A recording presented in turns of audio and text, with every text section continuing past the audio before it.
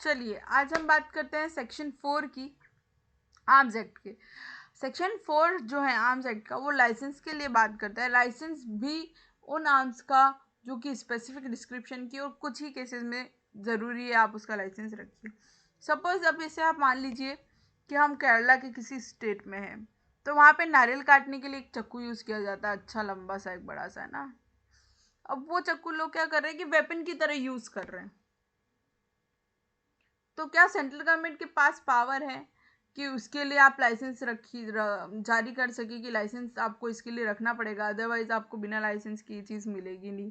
क्योंकि कितनी बार ऐसा होता है कि कुछ कुछ चीज़ें इजीली अवेलेबल होती है, लोग उसको वेपन की तरह यूज़ करने लगते हैं। फॉर एग्जांपल अगर मैं जैसे अभी बता रही हूँ, केरला में बड़ा सा नारियल वाला चाकू ईजिली अवेलेबल है, लोग नारियल काटने की बजाय चाकू से मर्डर करने लग गए हैं। उस केस में क्या, उस केस में सेंट्रल गवर्नमेंट के पास पावर होती है, और ये पावर उसको कौन देता है? आर्म्स एक्ट का सेक्शन नंबर 4। तो चलिए हम पढ़ते हैं आर्म्स एक्ट सेक्शन नंबर 4 को डिटेल में। जैसे कि मैंने आपको पहले भी बताया कि इस एक्ट में अथॉरिटी कौन होती है? सेंट्रल गवर्नमेंट होती है। और किस रीज़न की वजह से ये प्रोविजन सेंट्रल गवर्नमेंट डायरेक्ट कर सकती है कि आपको इस आर्म का लाइसेंस लेके रखना है? जब ऐसी कंडीशन हो, it is necessary and expedite in public interest. Public interest में बहुत ज़रूरी हो चुका है, अदरवाइज यहाँ पे दंगे होने की चांसेस हो, जैसे पब्लिक ट्रैंक्विलिटी बिगड़ रही हो काफ़ी ज़्यादा इस वजह से। ठीक है, दंगे नहीं, हम कह सकते हैं बलवा, राइट, क्योंकि दंगे तो एफरे होता है, राइट।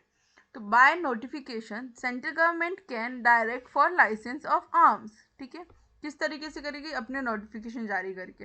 अब पढ़ते हैं आगे के प्रोविजन को पूरा लैंग्वेज वाइज डायरेक्ट से।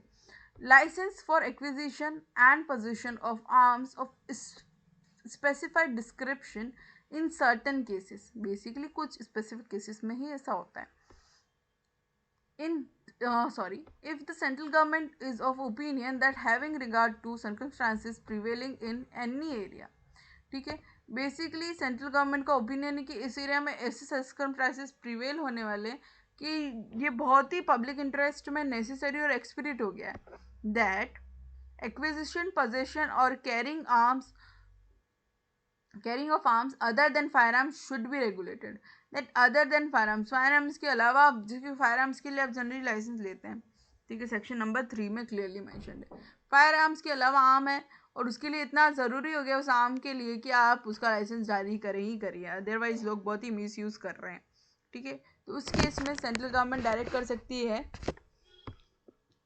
that by notification in the official gazette direct that this section apply, section number 4 will apply basically to the area specified in the notification, and thereupon no person shall acquire, have in his possession or carry, कोई भी person acquire नहीं करेगा, carry नहीं करेगा और position में रखेगा उस आर्म को in that area of such class or description of may be specified in that notification, जैसा भी नोटिफिकेशन में स्पेसिफाइड है, जब तक कि आपके पास अनलेस ही होल्ड्स, अनलेस जब तक कि आपके पास लाइसेंस नहीं है, unless he holds in this behalf a license issued in accordance with the provision of this act and rules made thereunder.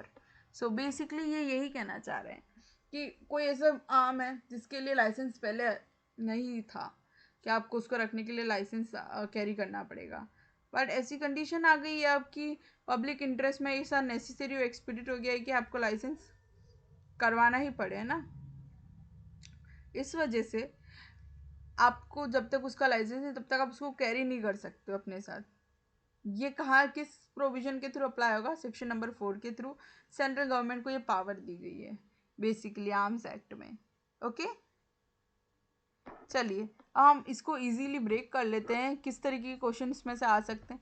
Firstly पूछ सकते हैं कि कौन सी अथॉरिटी होगी? सेंट्रल गवर्नमेंट एक्विजिशन और position of arms specified description certain area के licence के लिए कौन ऐसे डायरेक्शंस दे सकता है? ऐसे क्वेश्चन पूछे जा सकते हैं। Central government, state government, central government with state government with the consent of governor, ठीक है, और central government with the consent of president, the consult of president, ऐसा भी आ सकता है। उस केस में आपको क्लियरली सेंट्रल गवर्नमेंट को टिक करना है। ठीक है, अब सेकंड क्वेश्चन कहाँ से बन सकता है?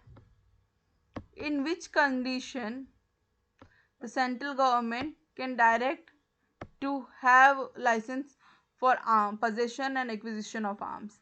ठीक है. when at the direction of governor on the report of the police officers, या फिर मतलब हम कह सकते हैं the report of district magistrate, when it is expedient और necessary in the public interest, और when there is a damage to the public tranquillity. तो उसका राइट आंसर क्या होने वाला है?